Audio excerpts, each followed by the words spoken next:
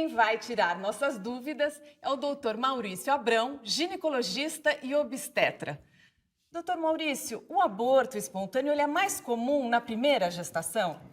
Em geral, sim, Roberta. Ele é uma situação bem frequente. 10 a 15% das gestações podem cursar com abortamento espontâneo.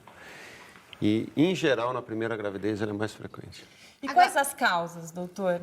Tem várias causas. As causas podem ser hormonais, as causas podem ser do útero em si. E as causas, em geral, acabam sendo de uma incompatibilidade daquele óvulo com aquele espermatozoide e que acabam gerando essa perda fetal.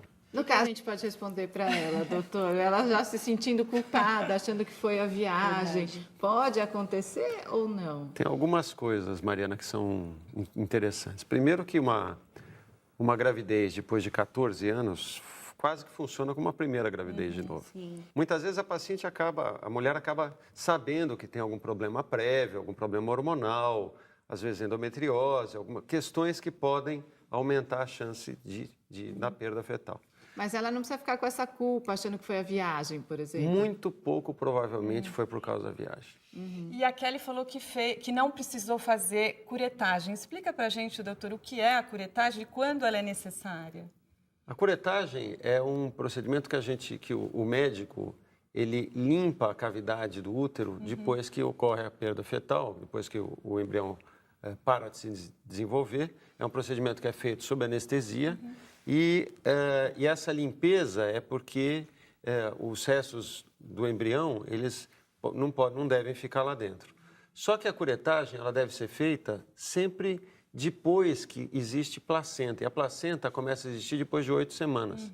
A mulher menstruou, depois de 8 semanas em diante é que já tem placenta. E aí, quando existe uma perda, um abortamento, aí tem que se fazer curetagem para limpar a cavidade. E, doutor, quais os sinais? Porque eu imagino, né, que muitas mulheres em casa fiquem muito preocupadas, né? Sei lá, um sinal de sangramento, já acham que pode ser um aborto. Quais os sinais que as mulheres precisam ficar atentas? Em geral, cólica, dor tipo cólica, que o útero começa a contrair, e algum tipo de sangramento. Então, quando isso acontece, não é que a mulher precise ficar em repouso numa gravidez sempre. É que quando isso acontece, aí sim ela precisa ficar em repouso, junto com medicamentos, enfim, às vezes a gente dá um pouco de progesterona para relaxar o útero, que podem ajudar. Quer dizer, nem todo sangramento vai indicar o aborto, né? Pode ter outras... Exato. Esse sangramento da implantação, ele acontece antes de ocorrer o atraso menstrual. Ele acontece ali, tipo, 1 semana, 10 dias depois da ovulação, e aí pode existir esse sintoma. Depois do atraso menstrual, com o exame de gravidez positivo, os sangramentos são de outras causas, mas podem ser de problemas hormonais ou até de algum problema do embrião em si.